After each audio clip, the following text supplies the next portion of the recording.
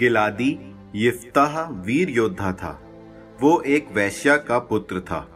गिलाद यिफ्ताह का पिता था। गिलाद को अपनी पत्नी से भी पुत्र पैदा हुए थे। जब पत्नी के पुत्र बड़े हुए तो उन्होंने यिफ्ताह को ये कहकर भगा दिया कि तुम्हें हमारे घर में कोई विरासत नहीं मिलेगी, क्योंकि तुम्हारा जन्म किसी दूसरी स्त्री से हुआ है। इसलिए यिफ्ताह अपने भाइयों के पास से भागकर टोब देश में रहने लगा। तब यिफ्ताह के पास निकम्मे लोगों की मंडली इकट्ठी हो गई और वे उसके साथ लूटपाट करते थे। कुछ समय बाद अम्मोनियों ने इज़राइल से लड़ाई छेड़ दी। जब अम्मोनियों का इज़राइलियों से युद्ध छिड़ा, तब गिलाद के नेता टोब प्रदेश से यिफ्ताह को लाने गए। उन्होंने यिफ्ताह से कहा, आओ हमारे नेता बनो, जिससे हम अम्मोनियों से लड़ सकें। यिफ्ताह ने गिलाद के नेताओं को उत्तर दिया, तुम लोगों ने तो घृणा के कारण मुझे अपने पिता के घर से भगा दिया था। अब जब तुम पर विपत्ति पड़ी है तो तुम मेरे पास आए हो। गिलाद के नेताओं ने यिफ्ताह को उत्तर दिया, फिर भी हम तुम्हारे पास आए हैं। तुम हमारे साथ अम्मोनियों से लड़ने चलो और तुम गिलाद के सब निवासियों के शासक बनो। इस पर यिफ्ताह ने गिलाद के नेताओं से पूछा, यदि तुम लोग मुझे अम्मोनियों से लड़ने के लिए वापस बुलाते हो और प्रभु उन्हें मेरे हाथ सौंप देगा, तब क्या मैं सचमुच तुम लोगों का शासक बन जाऊंगा? गिलाद के नेताओं ने यिफ्ताह से कहा, प्रभु हमारी इस बात का साक्षी है कि हम ठीक वैसा ही करेंगे जैसा तुम कह रहे हो। इस पर यिफ्ताह गिलाद के नेताओं के साथ गया। लोगों ने उसे अपना शासक और नेता बनाया। यिफ्ताह ने ये सब बातें मिस्पा में प्रभु के सामने दोहराई। यिफ्ताह ने अम्मोनियों के राजा के पास दूतों से कहला भेजा, मुझसे आपका क्या, जो आप मेरे देश पर चढ़ आए हैं? अम्मोनियों के राजा ने यिफ्ताह के दूतों को उत्तर दिया, जब इज़राइली मिस्र से आए थे तब उन्होंने अर्नोन से यब्बोक और यरदन तक मेरा देश छीन लिया था, इसलिए अब उसे स्वेच्छा से वापस कर दो। तब यिफ्ताह ने दूसरी बार अम्मोनियों के राजा के पास दूत भेजकर उससे कहलाया। यिफ्ताह का यह कहना है कि इज़राइल ने मोआब का देश और अम्मोनियों का देश नहीं छीना है, बल्कि इज़राइल मिस्र से आकर उजाड़ खंड से होता हुआ लाल समुद्र के पास और फिर कादेश आया। वहां इज़राइल ने एदोम के राजा के पास दूतों द्वारा ये निवेदन भेजा था कि हमें अपने देश से होकर जाने दीजिए, लेकिन एदोम के राजा ने उसकी एक भी नहीं सुनी।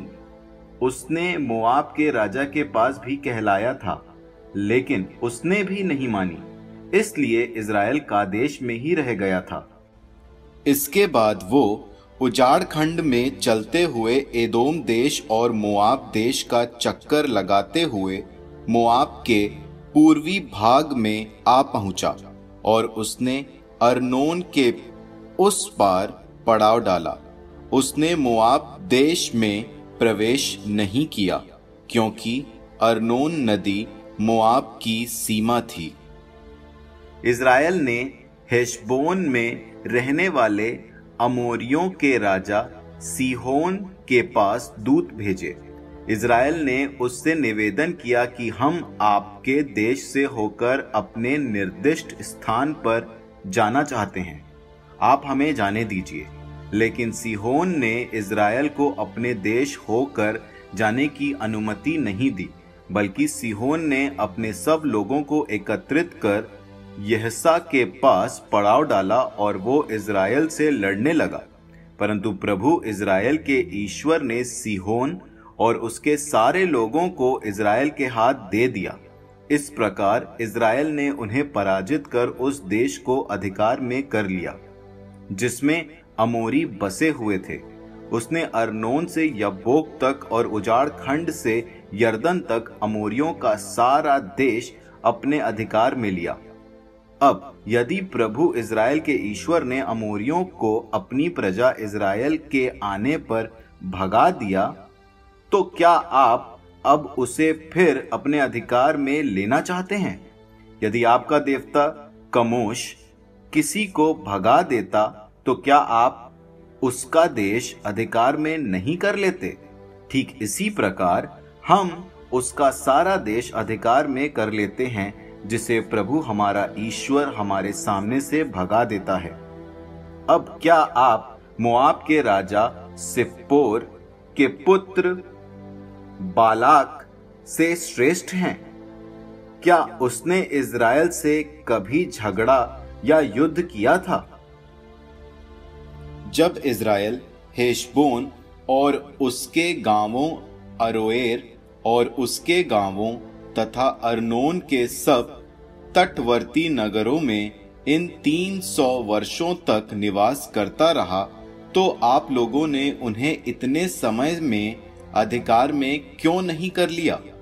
मैंने तो आपका कुछ भी नहीं बिगाड़ा, फिर भी आप मुझसे युद्ध कर मेरा अहित करने पर उतारू हैं।